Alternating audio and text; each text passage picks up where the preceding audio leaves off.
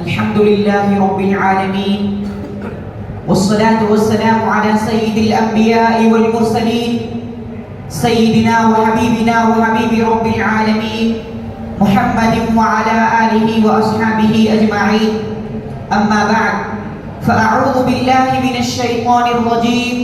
بسم الله الرحمن الرحيم. ما كان محمد أبا أحد من رجالكم ولكن رسول الله وخاتم النبيين. صدق الله العظيم. محترم قابل قدر علماء کرام اور میرے عزیز ساتھیوں، رب کائنات نے وجہ تخلیق کائنات سیدنا محمد رسول اللہ صلی اللہ علیہ وسلم پر نبوت و رسالت کی تکمیل کو مقرر فرمایا ہے، اور ختم نبوت کا عقیدہ صرف صحابہ کرام رضوان اللہ تعالی علیہم اجمعین، ائمہ کرام رحمہم اللہ، سلف صالحین اور اکابر دین کا ہی نہیں بلکہ دیگر تمام انبیاء و رسول کا بھی ہے. ارشاد باری تعالی ہے وَإِذْ أَخَذَ اللَّهُ مِيثَاقَ النَّبِيِّينَ لَمَا آتَيْتُكُم مِّن كِتَابٍ وَحِكْمَةٍ ثُمَّ جَاءَكُمْ رَسُولٌ مُصَدِّقٌ لِّمَا مَعَكُمْ لَتُؤْمِنُنَّ بِهِ وَلَتَنصُرُنَّهُ قَالَ أَأَقْرَرْتُمْ وَأَخَذْتُمْ عَلَىٰ ذَٰلِكُمْ إِصْرِي قَالُوا أَقْرَرْنَا قَالَ فَاشْهَدُوا وَأَنَا مَعَكُم مِّنَ الشَّاهِدِينَ. تو ایک اور جگہ قرآن کریم صاف صاف اعلان کرتا ہے مَا كَانَ مُحَمَّدٌ أَبَا أَحَدٍ مِّن رِّجَالِكُمْ وَلَٰكِن رَّسُولَ اللَّهِ وَخَاتَمَ النَّبِيِّينَ. تو ایک اور جگہ قرآن کریم تکمیل دین اور اتمام نعمت کی وضاحت کرتے ہوئے آپ صلی اللہ علیہ وسلم کی ختم نبوت کی قطعیت کو اس طرح پیش کرتا ہے اليوم اکملت لکم دینکم واتممت علیکم نعمتی ورضیت لکم الاسلام دینا.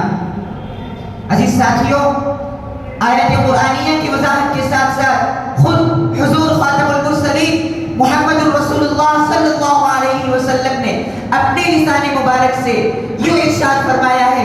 حضرت انس بن مالک رضی اللہ عنہ راوی ہے کہ ان الرسالۃ والنبوۃ قد انقطعت فلا رسول بعدی ولا نبی. ایک اور مقام پر اپنے شان خاتمیت کا اظہار آقا نامدار صلی اللہ علیہ وسلم انتہائی اچھوٹے تمثیلی انداز میں اس طرح بھی فرماتے ہیں کہ ان مثلی ومثل الانبیاء من قبلی كمثل رجل بنى بيتا فأحسنه وأجمله إلا موضع لبنة من زاوية فجعل الناس يطوفون به ويعجبون له ويقولون هل لا وضعت هذه اللبنة قال فأنا اللبنة وأنا خاتم النبيين. سلسلہ انبیاء کے ختم ہونے کے بعد قصر نبوت کی تعمیر حبیب خدا محمد مصطفیٰ صلی اللہ علیہ وسلم کی بعثت سعیدہ کے ساتھ مکمل ہو گئی. لہذا اب جو کوئی بھی نبوت کا دعویٰ کرے گا وہ کذاب ہوگا.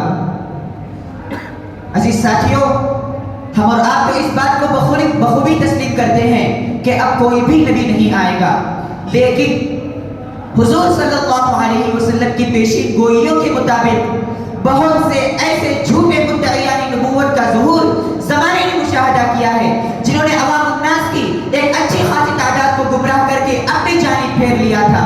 انہی میں جملہ جھوٹے مدعیان نبوت میں سے مسیلمہ کذاب بہت مشہور ہے. اس نے تو آپ صلی اللہ علیہ وسلم کے زمانے سے ہی یہ جھوٹا دعویٰ شروع کر دیا تھا جس کا خاتمہ خلیفہ رسول حضرت سیدنا ابو بکر صدیق رضی اللہ عنہ کے ذریعے ہوا. اس کے بعد اسود عنسی اور قبیلہ بنو ثغلب کے سردار کی بیٹی سجاعت نامی عورت نے بھی نہ جانے کن کن خرافات سے عوام الناس کو گمراہ کیا. ان کے بعد ابھی اس موجودہ زمانے میں ایک بڑا فتنہ مرزا غلام احمد قادیانی کے نام سے وجود میں آیا تھا. اس نے تو عجیب ہی جھوٹے اور بے سر و پے دعوے کیے تھے. کبھی کہتا تھا کہ محجت ہے تو کبھی کہتا تھا کہ مجدد ہے تو کبھی نبوت کاملہ اور نبوت غیر کاملہ کی تعریف کر کے اس کے تحت اپنے نبی ہونے کا دعویٰ کر دیا کرتا تھا. تو کبھی اپنے آپ کو مسیح مسیح کہتا تھا تو کبھی عین مسیح کہتا تھا. حد تو یہ ہو گئی کہ جب اس نے یہ کہا کہ میں ہی محمد ہوں، پھر اس ملعون نے بیان بدل دیا کہ نہیں، مجھے محمد صلی اللہ علیہ وسلم پر بھی فضیلت حاصل ہے.